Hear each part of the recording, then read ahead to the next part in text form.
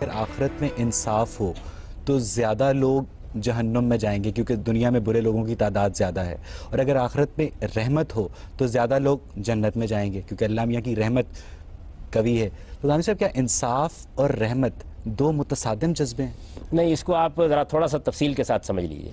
دیکھیے، بات یہ ہے کہ انصاف کا تقاضا کب پیدا ہوتا ہے؟ جب میں دوسرے کے ساتھ کوئی معاملہ کرتا ہوں جس کو آپ مذہبی اصطلاح میں حقوق العباد کہتے ہیں۔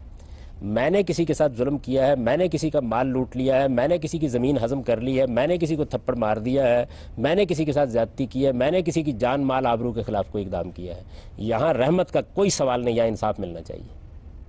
لیکن آخرت میں شفاعت بھی تو ہوتی ہے نا۔ میری گزارش سن لیجیے نا، یہاں پر تو اصل میں دو فریق ہیں، یعنی ایک فریق خدا ہے اور ایک فریق وہ آدمی ہے جس کے ساتھ میں نے زیادتی کی ہے، جس کے ساتھ میں نے ظلم کیا ہے، اس کو مطمئن ہونا چاہیے۔ اس وجہ سے یہ بات حدیثوں میں بھی بیان ہو گئی اور قرآن نے بھی اس کو وضاحت کے ساتھ بیان کر دیا ہے کہ جب آپ کسی کے ساتھ کوئی معاملہ کرتے ہیں تو اس میں آپ کو اس شخص کو مطمئن کرنا پڑے گا۔ اب رحمت در حقیقت خدا سے ہٹ کر اس آدمی کی طرف چلی گئی ہے، وہ معاف کرے گا تو آپ کو معافی ملے گی۔ یہ کیسے ہو سکتا ہے کہ مقتول وہاں کھڑا ہو گریبان میں ہاتھ ڈالنے کے لیے اور خدا معاف کر دے؟ ایک وہ جرائم ہیں جو اللہ سے متعلق ہوتے ہیں، یعنی جن میں کسی پر ظلم نہیں ہوتا، کسی پر زیادتی نہیں ہوتی۔ مثلا کسی آدمی نے نماز نہیں پڑھی، کسی آدمی نے روزہ نہیں رکھا ہے، کسی آدمی نے اللہ تعالیٰ کے ساتھ کوئی ایسا معاملہ کر دیا ہے کہ جو معاملہ حدود سے متجاوز تھا۔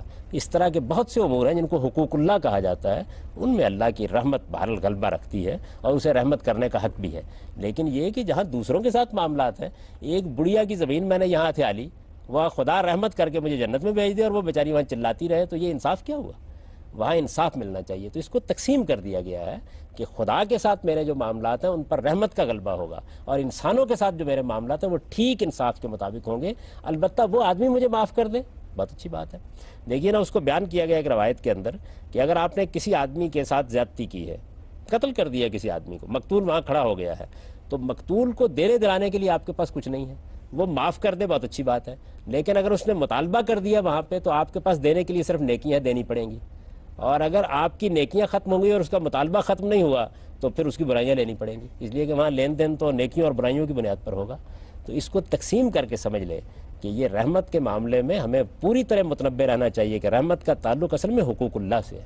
اللہ تعالیٰ، دیکھیے حدیثوں میں یہ بات آتی ہے، قرآن مجید کے اشارات سے بھی معلوم ہوتا ہے، آپ نے کوئی تسبیح کر ڈالی ہے، آپ نے کوئی نیکی کا کلمہ ادا کر دیا ہے، اللہ معاف کر دیتے ہیں۔ اللہ اپنے معاملات کو معاف کرتے ہیں اور ان کو وہی معاف کرنے بھی چاہیے۔ لیکن انسانوں کے معاملات کے اندر تو انہوں نے عدالت قائم کرنی ہے اور وہاں انصاف دینا ہے۔ یعنی آپ کے خیال میں جن لوگوں نے ہیروشیما اور ناگاساکی کے اوپر بم چلا دیے، جنہوں نے ڈیزی کٹر بموں سے انسانوں کو پگھلا ڈالا، جو آج معصوم انسانوں کے پرچے اڑا دیتے ہیں، ان کے بارے میں خدا کی رحمت کو وجود میں آنا چاہیے یا خدا کی عدالت کو قائم ہونا چاہیے؟